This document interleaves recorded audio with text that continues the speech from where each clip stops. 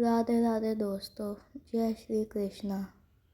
आज हम भगवान श्री हरि विष्णु के दूसरे अवतार कूर्म अवतार की कहानी सुनेंगे।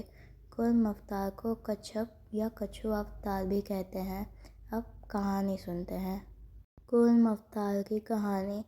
कूर्म अवतार को भगवान विष्णु का दूसरा अवतार माना जाता है।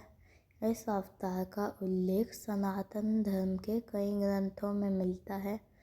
ज़्यादातर ग्रंथों में कहा गया है कि जब समुद्र मंथन हो रहा था तब भगवान विष्णु ने कछुए का रूप लेकर अपनी पीठ पर मंदराचल पर्वत को संभाला था और देवताओं समेत सारे संसार की रक्षा की और समुद्र मंथन में अहम भागीदारी निभाई। कूर्म अवतार का मुख्य उद्देश्य समुद्र मंथन में देवताओं और दानवों की सहायता करना था।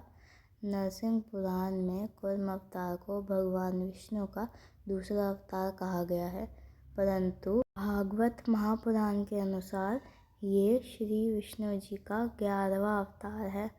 भगवान विष्णु के कूर्म अवतार की कथा अनुसार देवराज इंद्र का शौर्य बहुत ज़्यादा था, जिसे देखकर ऋषि दुर्वासा ने उन्हें पारिजात पुष्प की माला भेंट की, परंतु इंद्र ने उस माला को ग्रहण नहीं किया और उन्होंने माला को अपने हाथी ऐरावत को पहना दिया। लेकिन ऐरावत ने भी उस पुष्पहार को धारण करने की बजाय ज़मीन पर फेंक दिया। यह देखकर ऋषि दुर्वासा अत्यंत क्रोधित हुए। उन्होंने इसे अपना अपमान समझा और क्रोधित होकर देवताओं को श्राप दे दिया। उनके श्राप के तेज के कारण देवताओं ने अपनी शक्ति खो दी।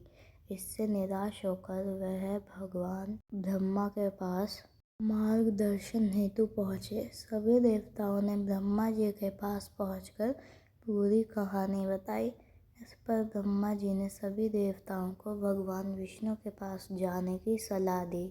इसके बाद सभी देवता भगवान विष्णु के पास पहुंच गए।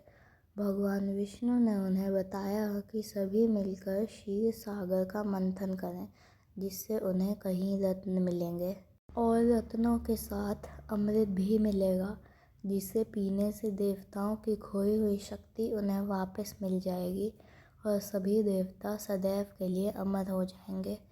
सभी देवताओं ने भगवान विष्णु की बात मानकर समुद्र का मंथन करने की तैयारी करने लगे। तभी उन्हें एहसास हुआ कि समुद्र मंथन वो अकेले नहीं कर सकते, इसलिए इस कार्य में राक्षसों का सहारा लेना भी आवश्यक था।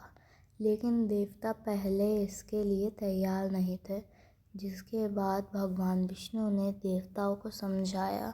इसके बाद असुर भी अमृत के लालच में समुद्र मंथन में भाग लेने के लिए तैयार हो गए। इस विशाल कार्य को करने के लिए मंदार पर्वत को मथनी के डंडे के रूप में प्रयोग किया गया, जबकि नागराज वासुकी, जो नागराज शेषनाग के छोटे भाई हैं, को रस्सी के रूप में उपयोग किया गया। देवता और असुर मिलकर समुद्र का मंथन करने लगे। मंदार पर्वत के एक ओर देवता थे, वहीं दूसरी तरफ असुर थे। मंथन चल ही रहा था कि इस मंथन से सबसे पहले घातक विष निकला, जिससे सभी परेशान होने लगे। जब इस विष से संसार पर खतरा आ गया, तब भगवान शिव ने उस विष का सेवन किया और उसे अपने कंठ पर रोक लिया, जिसके कारण उनका कंठ नीला गया। इसलिए भगवान शिव को नीलकंठ कहा गया। समुद्र का मंथन करते करते मंदार पर्वत डूबने लगा। तब भगवान विष्णु ने कछुआ का अवतार लिया और अपनी पीठ पर मंदार पर्वत को धारण कर लिया। उस कछुए के पीठ का व्यास 1,00,000 योजन था। इसके बाद समुद्र से कामधेनु प्रकट हुई। साथ ही अमृत कलश लिए हुए भगवान धन्वंतरि प्रकट हुए। यही अमृत बाद में देवताओं ने ग्रहण किया और सदैव के लिए अमृत प्राप्त किया। इस तरह से भगवान विष्णु का कूर्म अवतार हुआ। भगवान ने जिस दिन कूर्म अवतार धारण किया था, उसे आज भी हम सब कूर्म जयंती के रूप में मनाते हैं और कूर्म जयंती को बहुत ही शुभ और सफल मुहूर्त के तौर पर माना जाता है। इस दिन चांदी का कछुआ लाना शुभ माना जाता है।